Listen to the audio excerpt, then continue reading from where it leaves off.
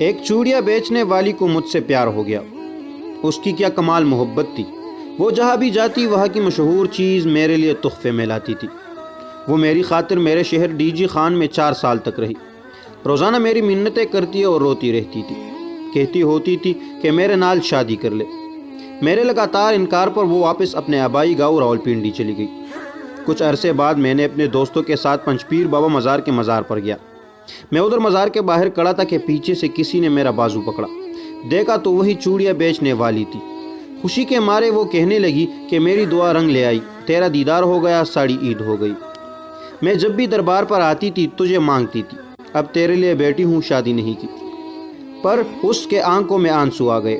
کہنے لگی بھیک مانگنا، چوڑیاں بیچنا میرا قصور تو نہیں ہے نا، یہ تو میری قسمت کا، میرے نصیب کا قصور ہے، تو سزا مجھے کیوں مل رہی ہے؟ وہ سب کے سامنے میرے گلے لگ کر رونے لگی۔ کہنے لگی کہ ایک دفعہ میرے ساتھ میرے گھر چلو، میرے پاؤں پکڑ لیے۔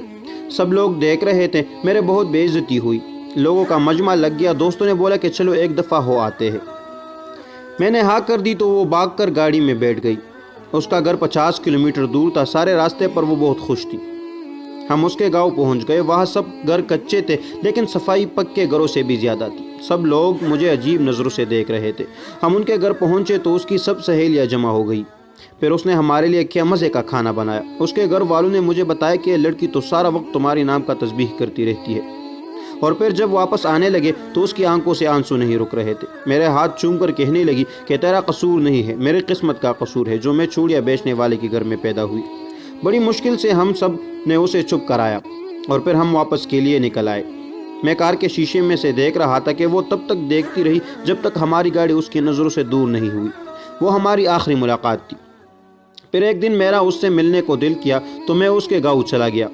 اس کے گھر والوں نے بتایا کہ تمہارے جانے کے بعد وہ بہت بیمار رہنے لگی تھی، کھانا پینا ہنسنا سب چھوڑ گئی تھی اور ایک دن اس کی موت ہو گئی۔